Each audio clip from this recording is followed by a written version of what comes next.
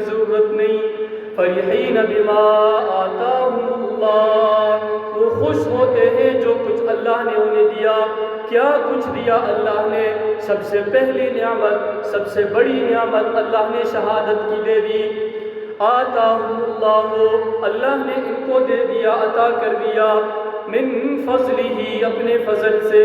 وَيَسْتَبْشِرُونَ بِالَّذِينَ لَمْ يَلْحَقُوا، اور وہ خوشی طلب کرتے ہیں بِالَّذِينَ لَمْ يَلْحَقُوا، ان لوگوں کے بارے میں جو ان سے نہیں ملے، بِهِم مِّن خَلْفِهِمْ، جو ان کے پیچھے جانے والے ہیں، جا کر ان کے ساتھ ملنے والے ہیں۔ اللہ خوف علیہم، یہ کہ نہیں ہوگا کوئی خوف ان پر، ولا هم يحزنون، اور نہ ہی ان پر غمگین ہو، نہ ہی وہ غمگین ہوں گے۔ بلکہ پھر وہی الفاظ یاد آتے ہیں کہ شہداء اپنے شہادت کو نوش کر کے جب اللہ کے ہاں پہنچیں گے تو وہ ایک ہی تمنا کریں گے کہ ہمیں پھر دنیا میں بھیجا جائے تاکہ ہمیں بار بار شہادت کی موت ملے اور ہم اپنے رب کے ساتھ ملاقات کریں۔ یستبشرون بنعمت من اللہ، وہ خوشی طلب کرتے ہیں اللہ کی نعمت سے۔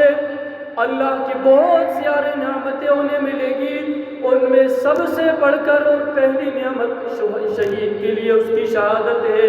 وَفَضْلٍ، اور اللہ کی فضل سے۔ وَأَنَّ اللَّهَ لَا يُضِيعُ أَجْرَ الْمُؤْمِنِينَ، اور اللہ تعالیٰ یقیناً بے شک اللہ تعالیٰ ضائع نہیں کرتا مومنین کا اجر۔ حضرت ابی سعید خدری رضی اللہ تعالیٰ عنہ فرماتے ہیں، قال رسول اللہ صلی اللہ علیہ وسلم، الحسن والحسین رضی اللہ تعالیٰ عنہما سیدا شباب اہل الجنہ۔ چونکہ محرم کا مہینہ ہے، ہم صرف انہی دو حضرات کے نام سنتے ہیں اور شہادت کو بیان کرتے ہیں۔ یہ دو ہیں، لیکن 70 ان کے ساتھ اور بھی ہیں، 72 شہداء مومنین جو کربلا میں شہید ہوئے۔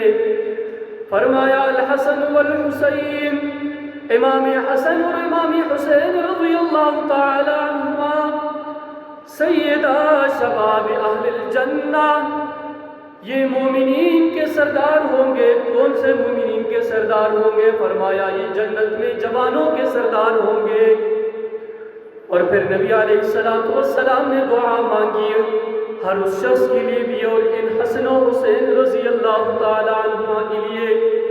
فرمایا اللہم انی احبہما فاحبہما واحب من یحبہما، اے اللہ میں ان دونوں سے